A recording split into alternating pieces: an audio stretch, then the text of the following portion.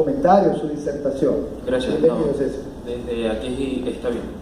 Bueno, comenzaré expresando que no puede realizarse el ideal del ser humano libre si no se respetan las condiciones de libertad, las condiciones de derechos civiles y políticos.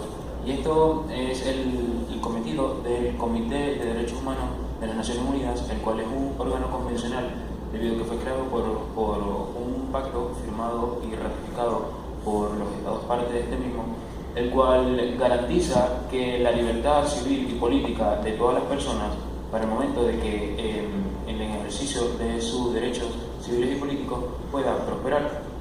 El Pacto Internacional de Derechos Civiles y Políticos, en conjunto con el Pacto Internacional de Derechos Económicos, Sociales y Culturales y la Declaración Universal de Derechos Humanos, conforman un instrumento normativo y marco en la protección universal de los derechos humanos.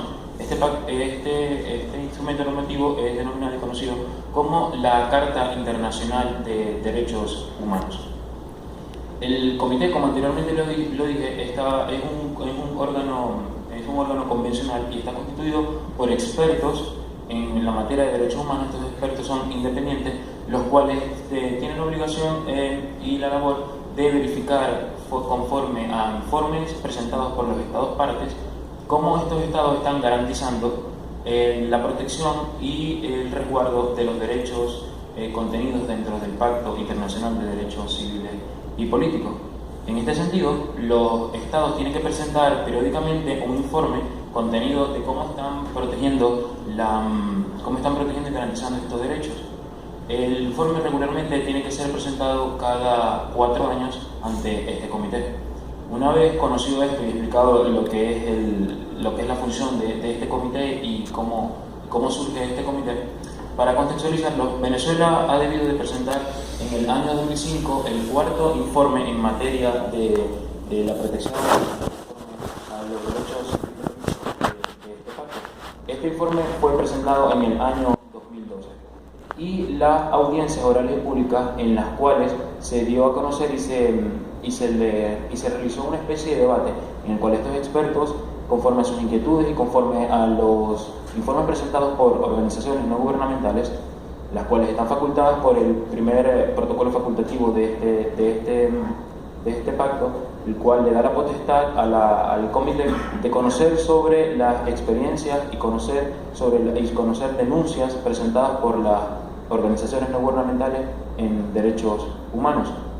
En este sentido, en el pasado mes de julio, los días 29 y 30, en representación del Estado venezolano, se presentó ante este comité la fiscal general de la República, Luisa Ortega Díaz, la cual, en nombre del Estado, fijó posición ante lo que sería este informe y lo que sería cómo el Estado se supone que está garantizando los derechos contenidos por este tratado. A continuación, permítanme presentarles un video en el cual se conoce la posición, un fragmento de lo que sería la posición oficial del Estado venezolano ante el comité.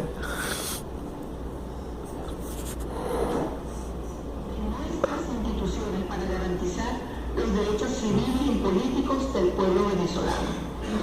Debo comenzar indicando que la Constitución de la República Bolivariana de Venezuela establece claramente la independencia de los poderes públicos. Y como parte de la democracia y del equilibrio de los poderes, estos ejercen pesos y contrapesos para controlar la actuación entre ellos y favorecer los derechos humanos. En ese sentido, se ejecutan las acciones que hacen efectivas las responsabilidades de los funcionarios del Estado. En Venezuela el derecho a la vida es inviolable, es sagrado. La Carta Magna prohíbe la pena de muerte y es obligación del Estado proteger la vida en cualquier circunstancia.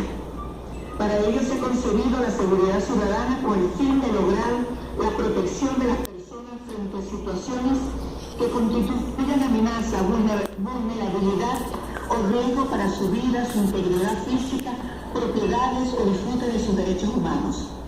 Para garantizarle, entre otras acciones, se han diseñado políticas como la Gran Misión a Toda Vida Venezuela, programa en el que confluyen diversas instituciones del Estado con el objetivo de satisfacer los derechos de las personas y lograr la convivencia, erradicando la violencia, haciendo especial énfasis en lo preventivo.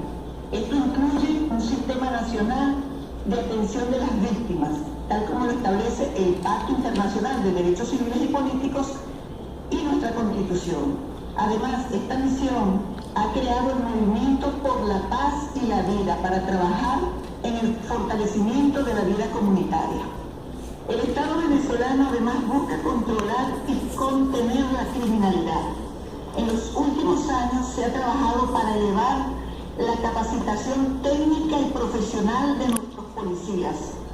Y para tal fin fue creada en el año 2009 la Universidad Nacional Experimental de la Seguridad. 4 años después de su creación, en el 2013, se promulgó la Ley para el Desarme y Control de Armas y Municiones, para lograr el control de las armas en manos del Estado. De esta política de control de armas se han desplegado importantes campañas de desarme voluntario. Solo en el año 2004 se logró destruir 26.518 armas de fuego.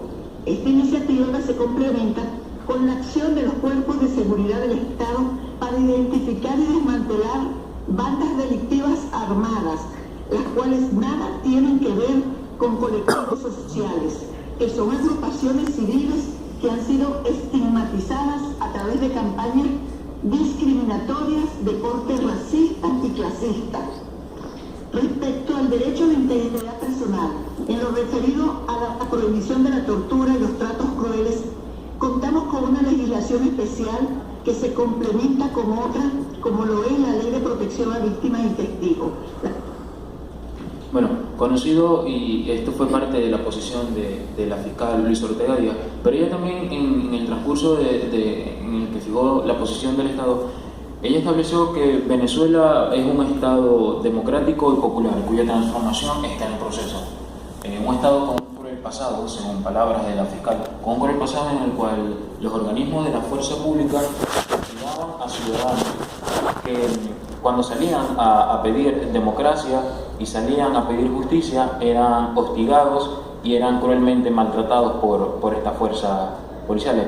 Ella citó los casos del Caracazo, de Cantaura y tantas cosas que históricamente han pasado en el país.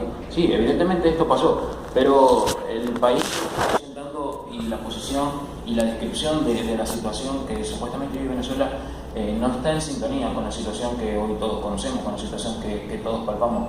Es evidente y no es necesario ir tan lejos como hace un poco más de año y medio en Venezuela se vivió una ola de violaciones a los derechos humanos.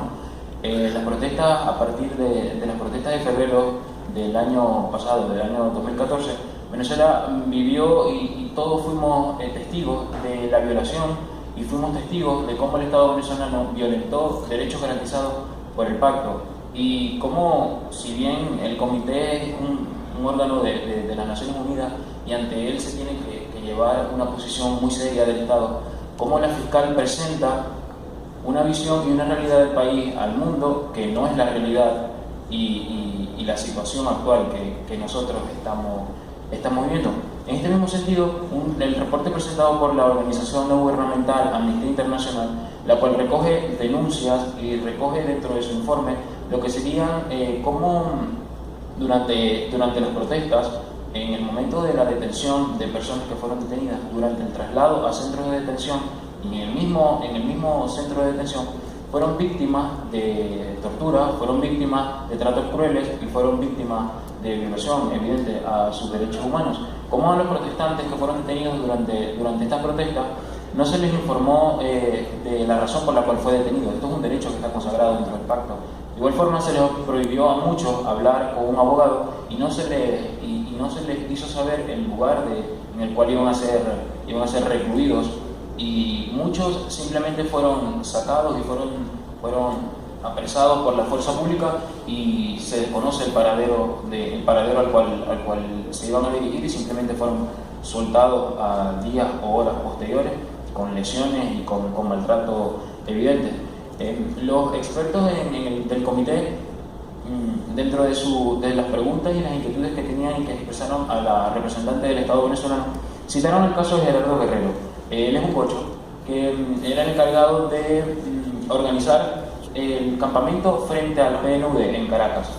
Él viajó del Táchira hasta Caracas, se despidió de sus padres y le dijo que bueno, que él tenía necesidad de luchar por su país y que él iba a hacer algo por su país. Él se encargó de organizar el campamento frente al PNUD en Caracas, como lo dije anteriormente, y cuando se desalojó violentamente por la fuerza pública este campamento, él fue evidentemente detenido, y durante su traslado y al momento en el lugar donde él fue recluido, él recibió maltratos, tratos crueles, fue torturado y evidentemente tenía lesiones.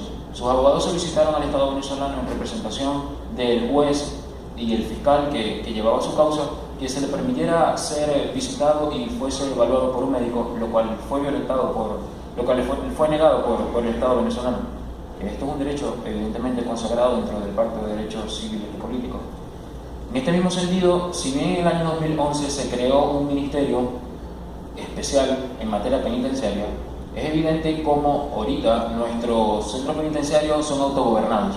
Está la figura de un PRAN, el cual es el jerarca, por así decirlo, del centro, y es el que comanda y el que dice todo lo que va a hacer, se va a hacer y no se va a hacer dentro de este centro. De igual forma, los niveles de hacinamiento que hoy presentan nuestros centros de reclusión y los niveles de salubridad de estos